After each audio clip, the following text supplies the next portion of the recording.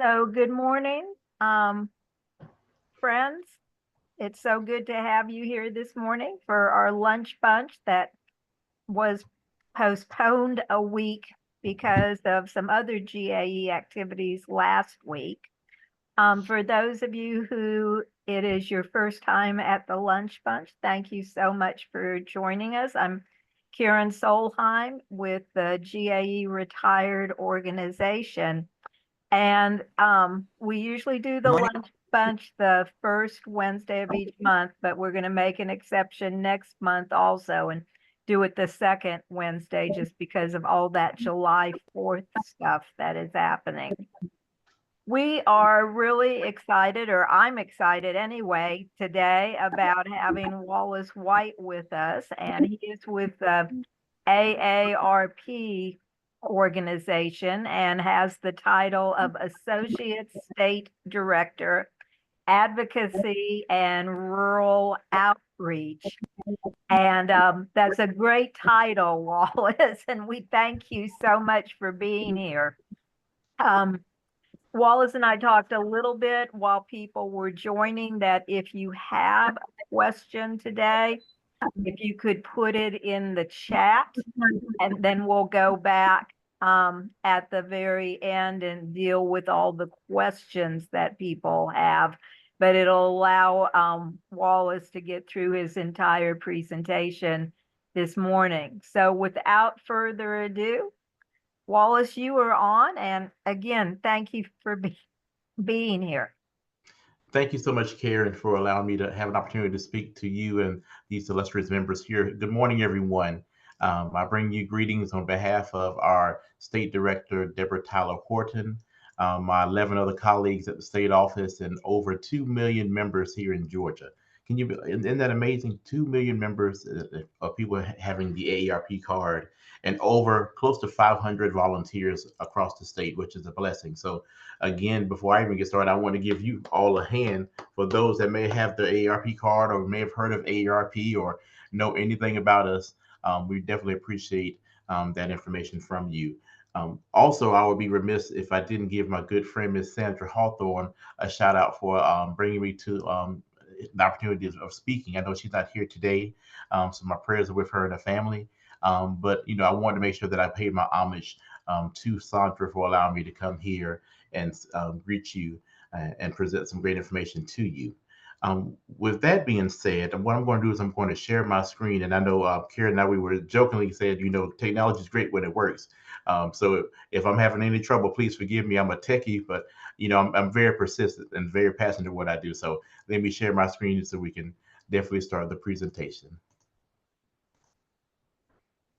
Now, this is where I'm gonna need your help because I only see the presentation. Can everybody see the presentation? If somebody can say yes or. You are good. Yes. Thank you. I appreciate it. Only thing that I see is the screen here. So it says AARP overview presentation for GAE retired lunch bunch, Wednesday, June the 12th, 2024. Again, I bring you greetings on behalf of so many great people and just want to take the time to say thank you to each one of you. Being those who are retired educators here. My mother's a retired educator of over 40 years. I have family members that are educators. So we definitely appreciate all that you do there. So thank you so much for that. Speaking of educators, our founder, Dr. Ethel Percy Andrus, herself, she founded AARP. Can you believe that? So many years ago when she was 41 years old. Founded in the California Retired Teachers Association. She started the National Teachers Retired, excuse me, National Retired Teachers Association, which is still part of AARP today. It's amazing because when you look at all the great things Dr. Andrus has done over the years, her main focus was to make sure that she can really be a servant to others. Definitely a great steward at heart. Some of you may be familiar with the chicken coop story where she found a teacher who was living in a chicken coop. And because of the pay was so low during that time, she was trying to make sure that the benefits and the pay could really help to turn that situation around. So it's just amazing seeing all those great things that she's done. So I want to make sure that you know that we come from good stock here, being from an educator background. Now, just out of curiosity, just by I guess by your responses, because I want to make sure that this is interactive. And the reason why I say that is because what I see here is the presentation. So I don't see any one of you. So at this time, what is the first thing that you hear about when you hear AARP? If you were like me before I started AARP, I would say discounts. Anybody else has any other things that if what's the first thing that comes to your mind when you think about AARP? I think about advocacy for those of us who are aging. Ah, that's a good one. That's a really good one. Anyone else? I'm Pam, going to say, and of course, I agree that it could possibly be advocacy, but Mhm. I tried to get insurance with AARP, and it was extremely, extremely high for my house and also my car. But Mhm. there are some other greater benefits with AARP, and I hope to experience those real soon. Yes. Thank you. And I think there was another person that was trying to say something as well. yes, Pam put retirement in the chat as something she thinks about Yeah. concerning AARP. It's amazing because those are some great responses. I know for a lot of us, if you remember, for those that have those ARP cards, it's close when you're getting close to turning 50, you started getting advertisement or correspondence in the mail saying, hey, it may be time for you to become a member of AARP.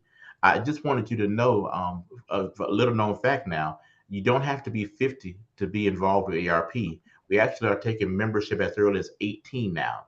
And so a lot of you may be, I may have blown your mind right there by saying 18. And the reason why we're doing that is because we're trying to make sure that we can really make sure that we do things for the younger generation as well as the older adults.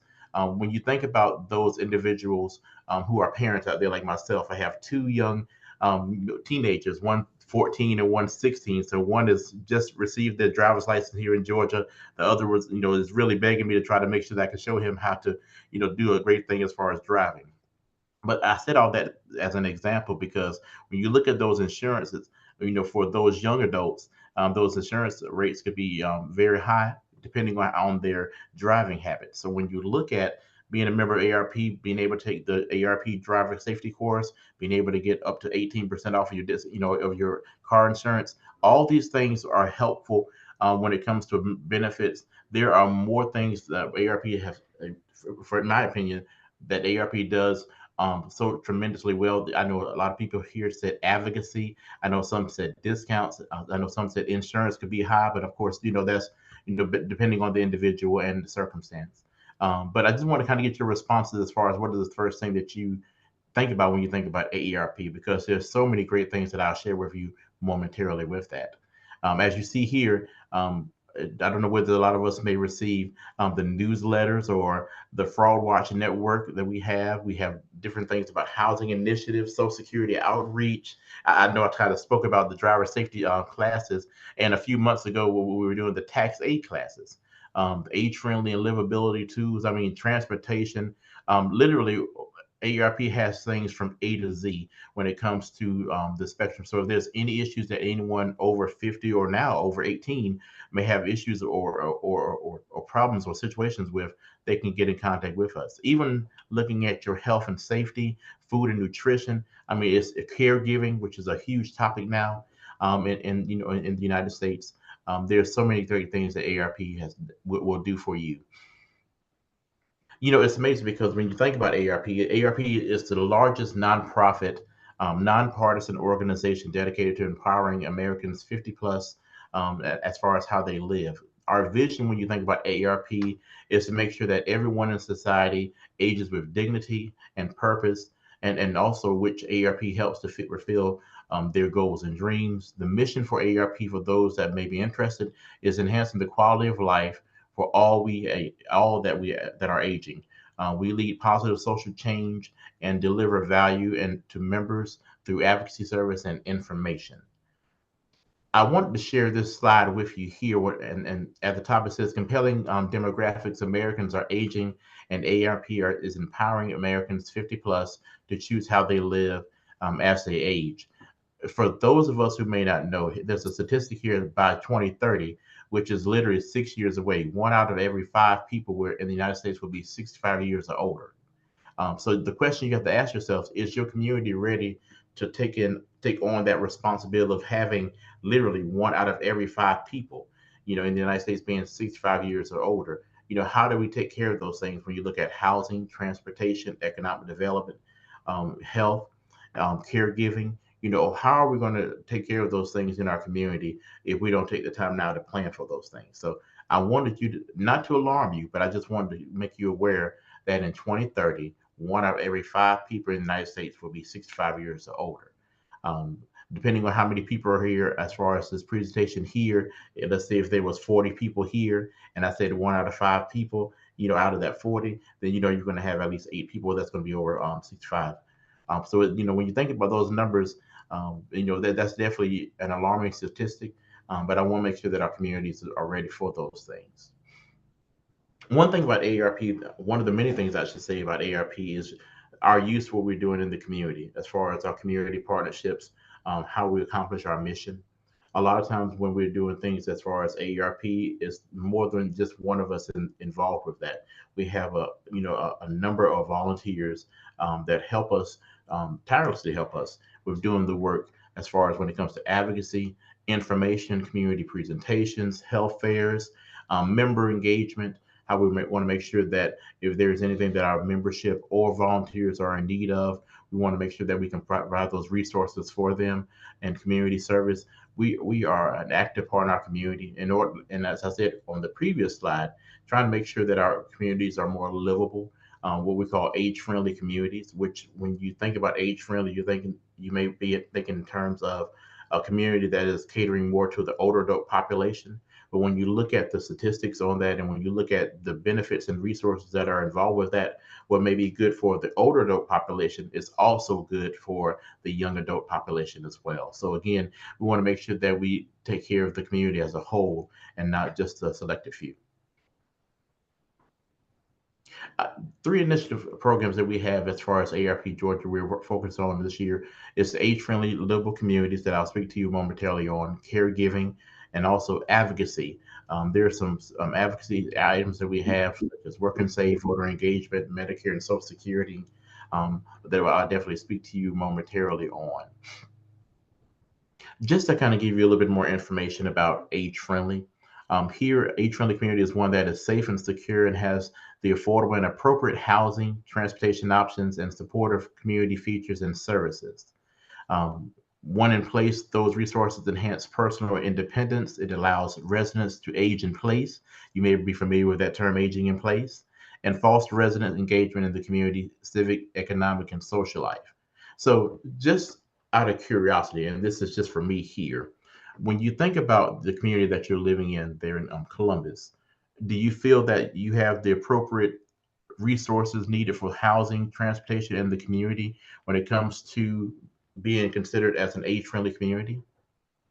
And Wallace, just FYI, we are from all across the state and Oh, not that's awesome. just Columbus. So people can chime in about how their age appropriate their livable community Yes. is happening for them wherever they are. I'm in Athens, Georgia, Okay. and I don't live in a age defined community. I live within the city and in a 1-story house. So as I age, I'm probably looking at making some changes to my living arrangements. Yes, ma'am. I appreciate that, Ms. Karen, and my apologies, ladies and gentlemen, for making that assumption that everybody's from Columbus. I know Columbus is one of my communities that I cover. I'm initially from Augusta, and here, Augusta is my hometown, so I cover Augusta, Macon, Savannah, and Columbus. So if you look at the state of Georgia, I'm the U in a sense, as far as the bottom half there. So for those that are, for the question, please let me know what city you're from, and as far as where you reside in, and do you feel like that's an age-friendly community? Debbie Simons put in the chat that in DeKalb County, where she lives, things seem to be good. That's awesome. Awesome. Any other responses or any comments in reference to that? And we have Houston County is good. Awesome. Awesome. what I want to share about that as well too, what we're trying to do, and when I say we, AARP Georgia, we're trying to work and getting the state of Georgia considered as an age-friendly state. How we're doing that, we're looking at those regional commissions. I'm not sure whether you may be familiar with the Area Agency on Aging or the regional commissions that are comprised in Georgia. Here in Georgia, we have 12 regional commissions that covers every county in the state of Georgia. What we're doing now is we actually have, we're working with each one of those commissions, and we've actually signed 10 out of the 12 that's considered age-friendly regions. The reason why that's so important is because we have two more regions to go. One is the Atlanta Regional Commission, and the final one is the Macon Middle Georgia Regional Commission. Once we get those two regional commissions on board, what will happen is there will be some documentation that will be sent to the governor, Governor Kemp, for him to take a look at. And then once we get approved from the World Health Organization and AARP National, we will be considered an age-friendly state. Why is that important? When you're considered an age-friendly state, a lot of industry, a lot of economic development, a lot of housing and transportation options are opened up for us when it comes to those extra dollars in your community. So right now, we have 10 out of the 12 regional commissions that's covering about 135 counties now out of 159 counties. So we only have about a few more left. And our goal is by August of this year for us to be considered an age-friendly state. So stay tuned. You'll hear more about that within the next coming weeks. But I wanted to let you know that we are adamantly working on becoming an age-friendly state. Was there a question? I'm sorry.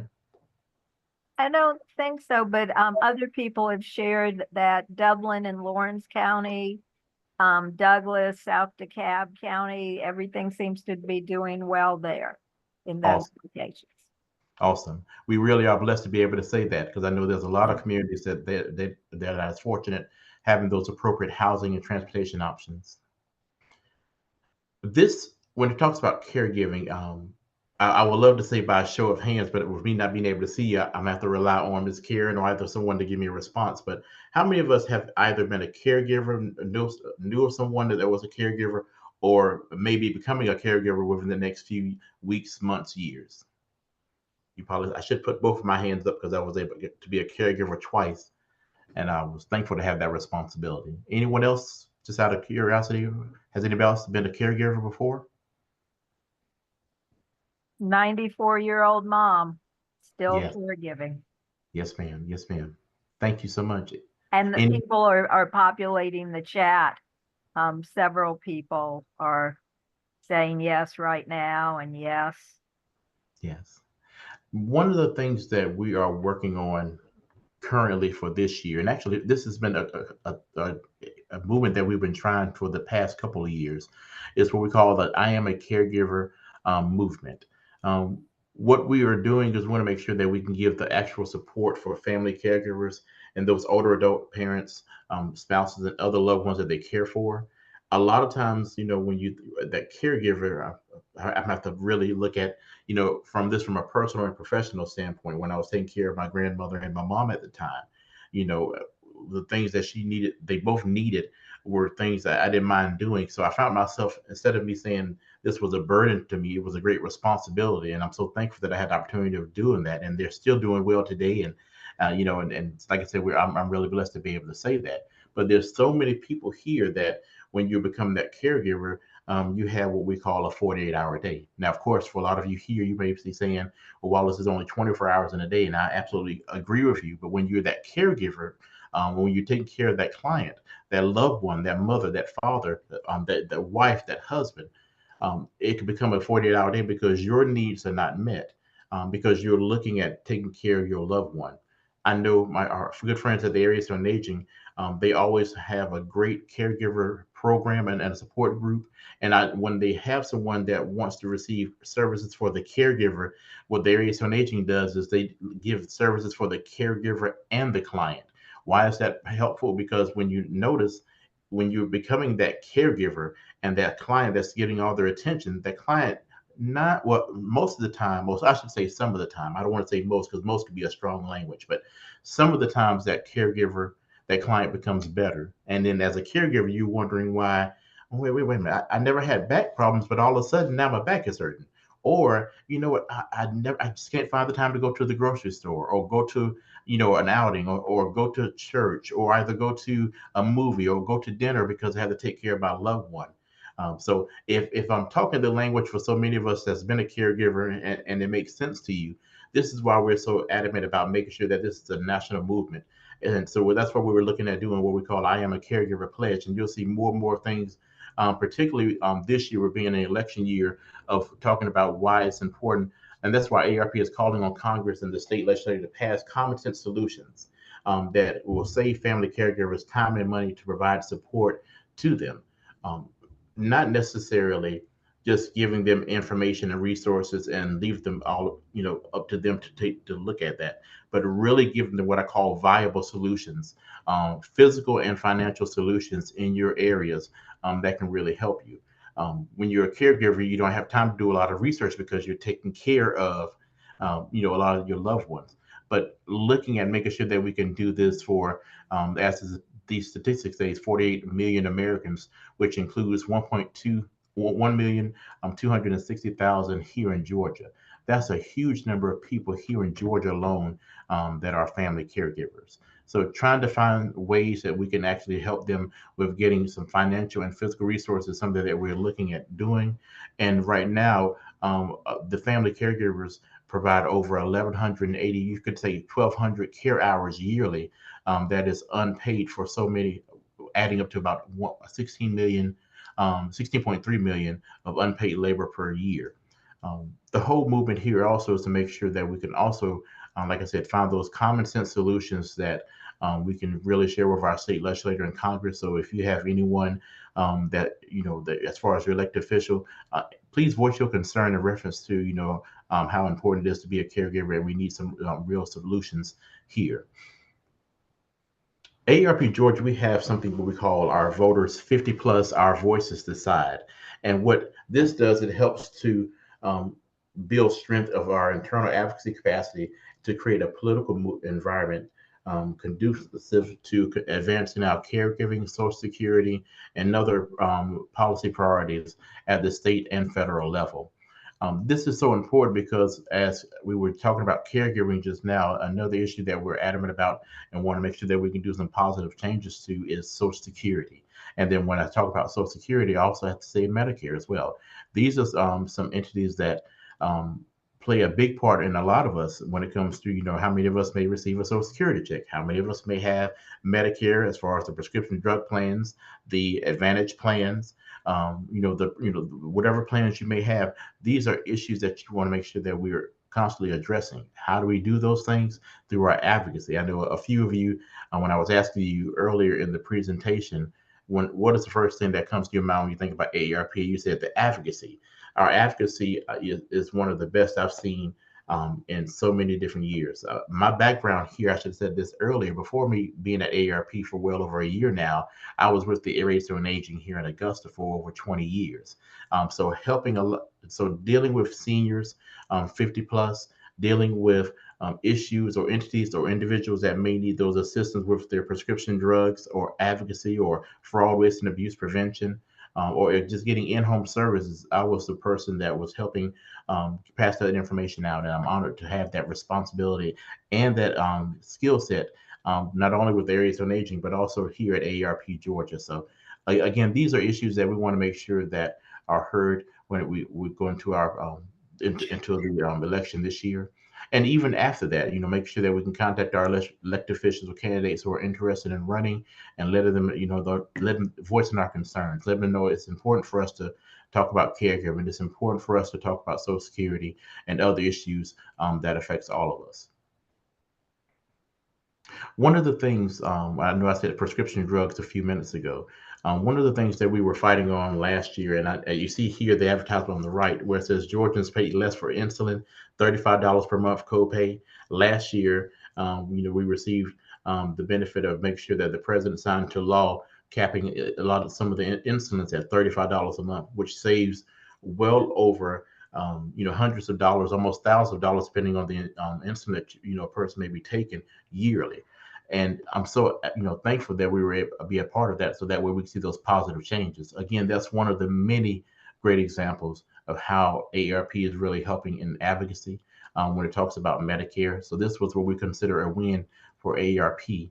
Not only for AARP, but for all of us that may be a diabetic and taking insulin, or if we're not a diabetic taking insulin, know someone that's taken that, and now that you're able to pay just $35 a month compared to paying somewhere between $200, $300, $600 a month. So again, these are some of the things that we're constantly working on, and we're still also negotiating prices on 10 other prescription drugs outside of the those drugs that are catered to diabetics, because we want to make sure that we can put a cap on those drugs as well.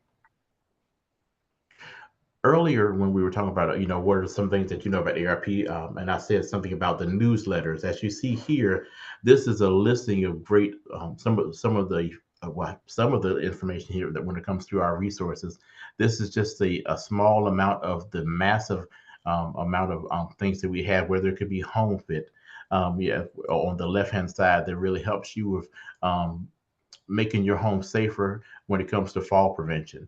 When it talks about, the handbook for improving your neighborhoods, or where we live, communities for all ages, or the walkability studies. When you think about some of your areas that you may live in, do you have a sidewalk in your neighborhood? If you do have a sidewalk, is it in good shape? If you don't have a sidewalk, what will it take for us, to really put that in there? And when I say us, what will it take for those government officials, the elected officials, and your county governments to really put, that put this walkability tool in place? So we have a number of great things that we can share. And this is from a nationwide perspective. I'm catering this to Georgia, but these are publications that are going throughout the nation. So if you have any loved ones that are in South Carolina or Florida or Texas or California, these same literature here that you see here, we can share with each one of you. As I said to you earlier, we are not a body of one, but a body of many.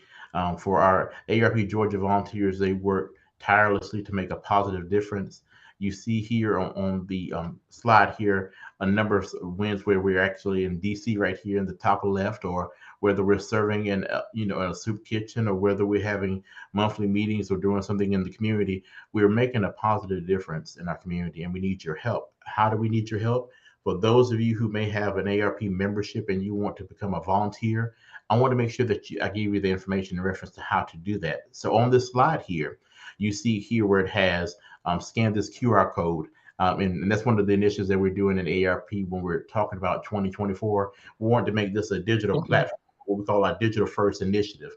Make sure that instead of sending out publications, the hard copies, we can actually do this thing with the touch of your phone, as far as if you scan the QR code, or if you want to go to the website, www.aarp.org/I want to volunteer. And that two is the number 2.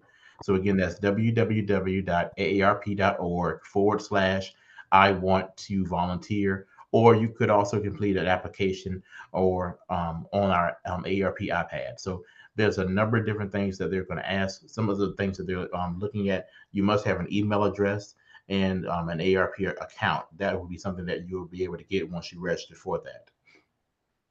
With that, believe it or not, my presentation part here is done. I'm going, and for anyone that may have any questions for me, I'll be more than happy to answer those questions. Before I get to that, on this slide here has my email address. I want to make sure that I give that to you, which is White. So that's WWHITE @aarp.org. And my telephone number, and this is my direct telephone number, 706-261-0420. If you like me, you try to find a pen that writes. So I have my trusty pen here, so I'll make sure that I say that number one more time. That's 706-261-0420. I'm going to stop sharing the screen now, because I said earlier that, this is something that I can do all day long, and that's making sure that I speak life into people and speak many things when it comes to giving you that education that you may need when it comes to the information that you need. So at this time, are there any questions? I see Miss Deborah's hand up. Hi, Miss Deborah. How you doing? I'm fine, and thank you for doing this presentation. I think you know that we have, people from all over Georgia, and I understand that you're coordinator for the Columbus area. Do you have any idea how we could get a hold of the AARP representative in our area? Yes, ma'am. That's actually a great question. Let me give you um, the toll-free number for the main office here in Georgia. The main office is in Atlanta. So all you have to do is just call that 800 number, and then one of my colleagues can give you the information that you need. Or if you want to reach out to me, I'll be more than happy to say, well, hey, that'd be, Jill Hines, who's in the Atlanta area that covers a lot of veteran, or this may be Alice Bennett, who's the statewide coordinator for advocacy. So but let me give you that toll free number. So that toll free number is 1 866 295 7281. Again, that's 1 866 295 7281. Thank you. Thank you, Ms. Deborah. And any one of my colleagues are very dynamic, very personable, and want to make sure that they can answer your question. Please feel free to call that toll-free number if you have any questions in reference to seeing who my colleagues or I don't want to say my counterpart, but who my colleagues are throughout the state. We have Georgia, when it comes to AARP, is one of the top 5 out of the nation when it comes to the type of service programs that we're doing. And we, like I said, we rely heavily on volunteers, but we take what we do very seriously. Because we all are getting older. Hopefully, I'm getting wiser with the gray in my beard, prayerfully. So we would definitely say that. Definitely, I've definitely done my time, but I want to make sure that I give some positive information out, so we can help people. Are there any other questions? Yes, Wallace. Can you put your information in the chat, or if Yes, Karen ma'am. could, please? Thank you. Yes, ma'am. I'll do that for you. Thank you, Ms. Doris. While I'm putting my information in the chat, if anybody else has any other questions, please feel free to ask that question.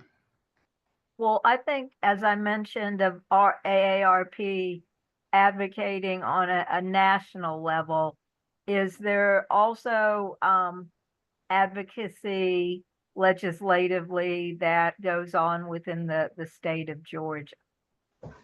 Great question, Ms. Karen. There is, for the state of Georgia, there's a number of different things that we're working on. My colleague, Alice Bennett at the state office, is the person in charge of our statewide advocacy. I can share with you some of the things that she's been working on. And please feel free to call the number again, that 1 866 295 7281, and just ask for Alice for anything that comes to advocacy. But from a statewide perspective, Alice, she takes care of that.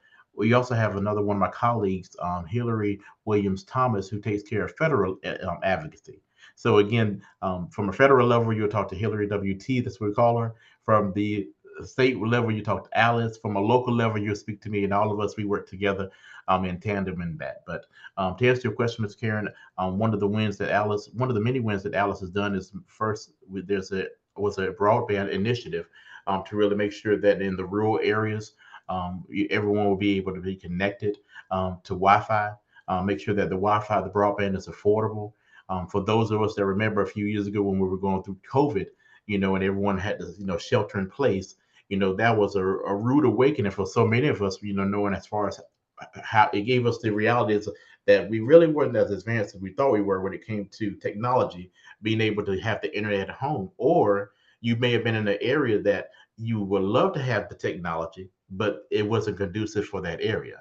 So one of the wins that Alice has really brought is working with the Georgia Technology Authority and make sure that they receive national grants that really help a lot of the communities in the rural and metropolitan areas to make sure that they can really enhance their broadband access. So that way you would have more Wi-Fi centers and more internet, high-speed internet opportunities for those rural areas as well as metropolitan areas. Another one that she's working on is called Work and Save, and the name Work and Save is probably going to be called Peach Care Saves. And what it is legislation for those individuals that are caregivers. Excuse me, let me take that back.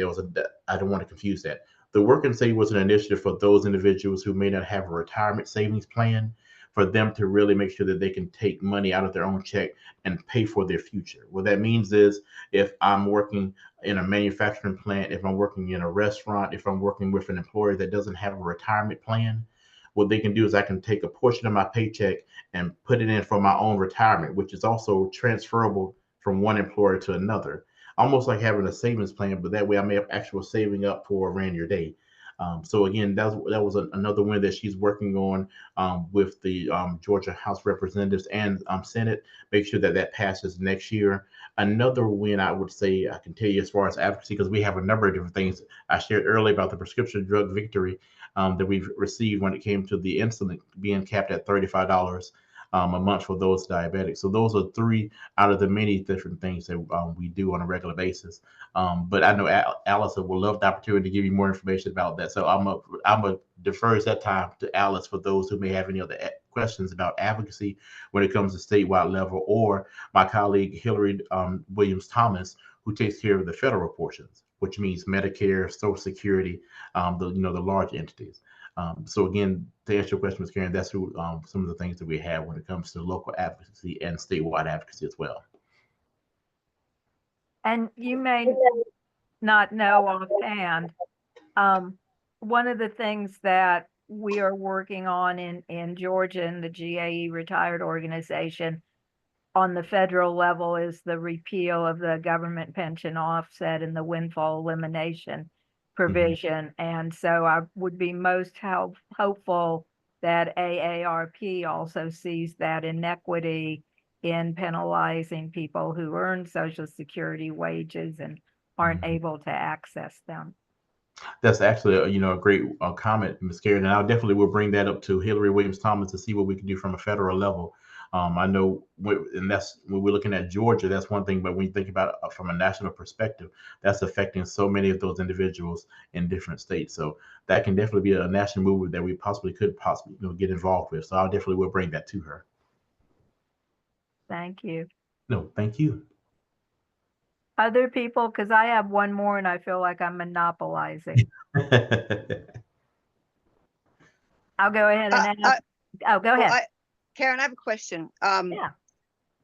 My neighborhood, our sidewalks are horrible, and it's taking a long time to get them to be fixed. I was wondering is there any federal money, because the city, I mean, it's our responsibility to fix the sidewalks, but in the city of Atlanta, not everybody's doing it. It's not enforced. Also, it's going to cost a lot of money. I mean, we're talking like billions of dollars within the city area. Is there any Biden money or anything set aside at a federal level that we could tap in? Because you can't walk down the street. If you were in a wheelchair, you definitely wouldn't be able to go down the street. You'd have to be not on the sidewalks, but in the street. So is there any other funding besides city money? Mr. I'm sorry. If I can respond to that, this is Beverly Rice, but if I can, there have been billions of dollars recently approved for infrastructure in all of our communities, cities, and states. And if you would work with your perhaps state senator, state representative, anybody on the state level, there is a lot of money for that. It's unfortunate, but it's true. We have to fight for that. So, just get you a coalition, fight for it in your community, and the money is there. Good, thank you. I wondered about that because they're looking more at the city level, and and our community's been raising money, but there should be more money somewhere, especially with that bill, to help us. So yeah, I will contact my state people. Thank you. You're welcome. Thank you, Ms. Beverly. I was going to say the same thing. Thank you. So, as I mentioned, my 94-year-old mother, is there any talk ever, I know as a parent, that parents can go through and deduct their children on the tax return, but I don't believe that my time and energy is directed to taking care of my mother. It doesn't go up, it only goes down in terms of tax benefits. Is there any talk on the federal level of a caregiver's Bill of Rights, including that particular piece? There are some things that's going on now from a federal perspective that's talking something similar to that, Ms. Karen. I would love for Hillary, my colleague Hillary Williams Thomas, to get more information on that and then bring back to the group for you when it comes to that particular piece of legislation. I know here in Georgia, there's different coalitions that we're working on, things such as the Georgia Council on Aging, which would, a lot of people may know as COAGE, which is a statewide organization, advocacy organization that really brings different issues that affects people 50 plus in conjunction with what we're doing as far as AARP. So with that being said, I can definitely get with Hillary Williams Helms to see exactly what she may have when it comes to that, because with that caregiving bill that we're working on, that could be included in that. So I want to make sure that I don't misspeak on that, but I want to make sure that we get the information. My mom being a retired teacher, she always told me if I don't know something, look it up. So I always want to make sure that I look it up and I get that information for you. Thank you, Wallace. You're welcome. Other questions, concerns, comments?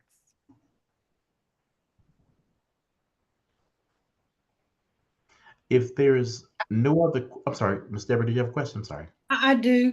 I just wondered, what kind of advice would you give us if we do want to become involved? Where do you see the areas that we could perhaps be most effective in? Or do you think that's just more related to interest based on our own level? You know, that's actually a great question, Ms. Deborah. And I think, in my opinion, it's a combination of the two. One, I think it's going to be based on a person's interest. You may have someone that may love doing public speaking, and then you may have somebody that may want to do administrative work or either just community involvement. So it just depends on what your love is. It's almost like when my pastor says a lot of times, whatever's in a person's heart comes out. So if I'm adamant in making sure that my community is better, it's going to show in my walk. So again, I think it's a combination of what that person may really want to be involved with. But two, also, I always talk about with my wife and I, we look at what the needs are in the city. You know, a lot of times people, they say, you know, I can't find different programs in the city, but then when something happens and you go through those situations and you say, you know what, I wish I would have known about you earlier when I was doing X, Y, and Z. So it's a matter of just really connecting the dots and trying to identify what the gray areas are in the communities. I think that's where a lot of those needs may be. For some of my volunteers in the Augusta, Macon, Columbus, and Savannah areas, we do a lot of things when it comes to community involvements with the local assisted living facilities, the senior centers, the food kitchens, the food banks, doing different things with homeless. And we identify some of the needs. Of course, one organization can't solve everything, but we can do something.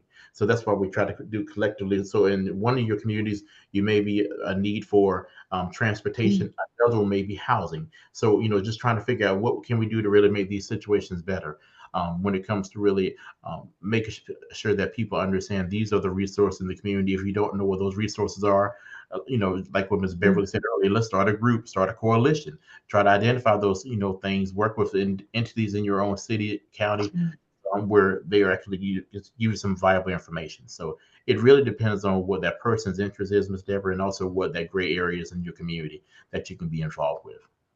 Okay, thank you. You're welcome. I have a question. How, and AARP is new to me, not because it's new to me, because you guys send out information, emails all of the time. But Yes, recently I joined AARP. How do you all communicate in the community? How do you get the word out to? I live in a neighborhood. Most of the neighbors are older. How do you communicate within communities, individual communities? That's an excellent question, Ms. Beverly. A lot of the ways that we are communicating, one is through the email and also publication that we're receiving in the mail. So we have the email and also the actual post mail. There's other things that, as far as a lot of volunteers, we rely on heavily on word of mouth and also different advertisements that, you know, goes through the national office and also the state office. So it's a combination of either email, either you may hear some advertisements on TV, the PSAs. I don't know whether you've seen some things when you're going on the computer and you see some of those commercials, or if you're on YouTube, or if you go to your our website, aarp.org/GA, as far as for Georgia, and it'll give you a listing of activities that are statewide from January of this year until December, you know, at the end of the year. And this is on an ongoing basis. So there's a number of ways that you can get information about what's going on in your community. And those are just some of the many ways we do that. Well, I understand that, but we're talking about 75-year-old people who are not on the computer. We're talking about people who are in their homes. Do you all go out to churches, set up tables? I've seen you out a few places, perhaps, but probably not enough to really generate interest from me.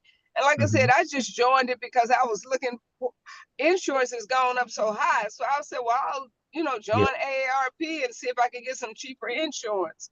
But that did not happen. So I was just trying to see, do y'all go to fairs? Do you all go to community events, set up tables? We do. Go to neighborhood association meetings? Are you available for that? Yes, ma'am. We do go to each one of those entities there. And I know for me in my areas, I'm actually involved with a lot of those neighborhood association meetings. Make sure that we can, so we definitely are getting the word out when it comes to that. But, if there's any community that you would love to see us more present in, please let me know. By, just give me a call at 706-261-0420, or either email me at white@aarp.org. And I would love to either myself or my colleagues to be involved with those communities. And that goes for anyone on this presentation here. If there's an entity or an event that you would love to see us at, please let us know.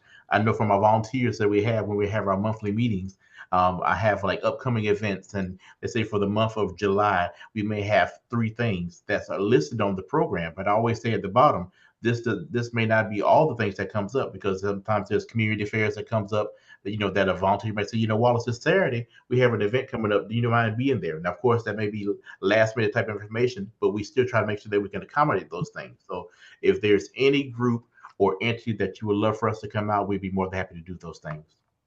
Thank you so much. Thank you. Good morning, sir. How you doing? Good morning, sir. How you doing, Mr. Jimmy? I'm okay. I had a similar experience with the last speaker regarding the insurance situation. It was almost threw a black shadow over me.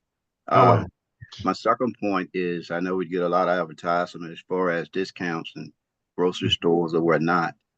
Since I've been a member about a year ago, I have not found one grocery store as to this point that actually accepts AARP. I'm always told no. And so what's the deal on that? Could you kind of expand on that and explain to us why so many stores are not accepting AARP?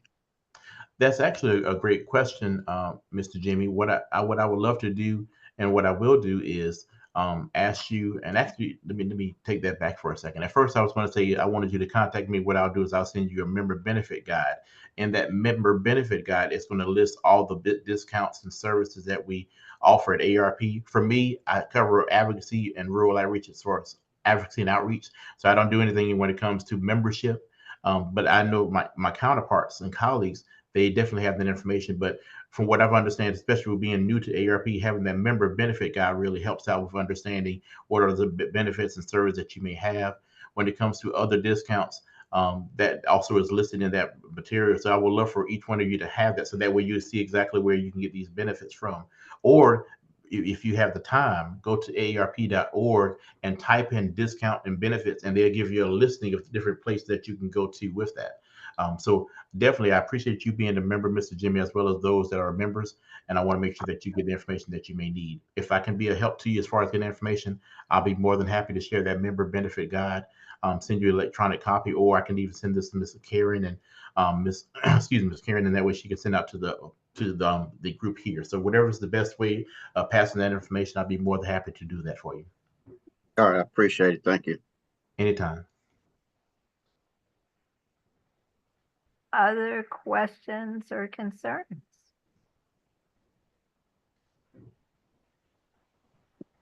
Wallace, thank you so much for being with us today. I've learned a lot. I appreciate your enthusiasm and the knowledge you shared. And I think we are richer for having had you as our speaker this morning. So thank you so much.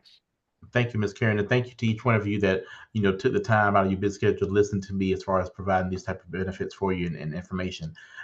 Again, if there's any question that you may have even after this meeting, please feel free to give me a call. Again, 706-261-0420, or either email me at white and that's WWHITE@AARP.org. I'm happy to help you with any situation that you may have. If it's out of my scope, I'll be more than happy to send you to the correct person. So again, when you contact me, I won't leave you high and dry. I'll make sure that I give you some valuable information so that way we can go to the next step. So again, I appreciate each one of you. Thank you so much for your time. Thank you. I am screen sharing and it is loading. And I just wanted, as I mentioned early on, our lunch bunch is usually the first Wednesday of each month. We start on time and we end on time. But next month is the 4th of July holiday. So we have bumped the lunch bunch back 1 week to July 10th.